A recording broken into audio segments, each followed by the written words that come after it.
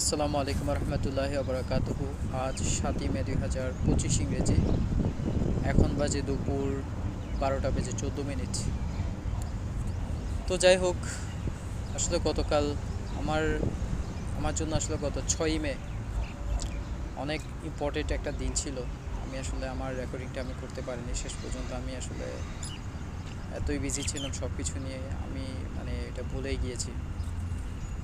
গতকাল ৬ই মে ছিল হচ্ছে যে আমার আব্বার দ্বিতীয় মৃত্যুবার্ষিকী। ২০২৩-এর ৬ই মে আমার আব্বা মারা যান স্ট্রোক করে। তো এরপর গত বছর একটা গেল, এবছর আরেকটা গেল।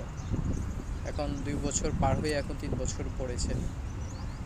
তো আসলে আমার আব্বাকে অনেক কিছু বলা ছিল, কিন্তু ওনাকে আসলে কিছু বলতে পারেনি। উনি আমাদেরকে অনেক কিছু বলে যেতে চেয়েছিলেন, কিন্তু আসলে কিছু বলে যেতে পারেনি। ওনাকে ওনার শূন্যতা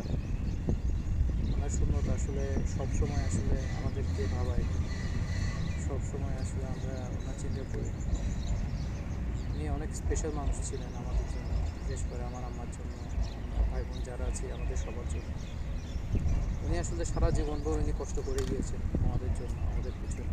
কিন্তু উনি আসলে সুখের সময় আসলে উনি সুখ করে যেতে পারেনি। উনি যে কোনো একটা কিছু করে একটা করবে, ওই জিনিসটা উনি আসলে করতে পারেনি। তো যাই হোক, আসলে আমার আব্বাকে অনেক মিস করি, সবসময় মিস করি ওনাকে। ওনার কথা সবসময় চিন্তা করি।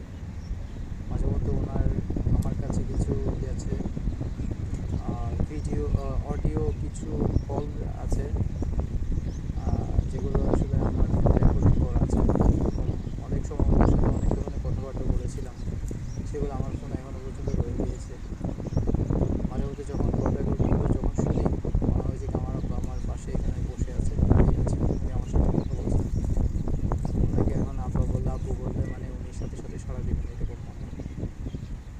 কিন্তু উনি যে দুনিয়া থেকে চলে গিয়েছেন, মাটির সাথে মিশে গিয়েছেন আজকে ২ বছর হয়ে ৩ বছর পর।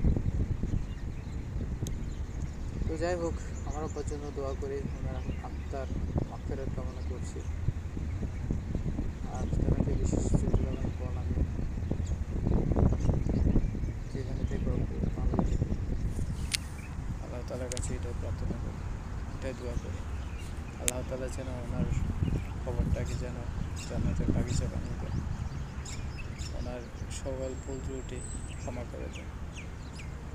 ওকে, ঠিক আছে তাহলে। ওকে, আসসালামু আলাইকুম।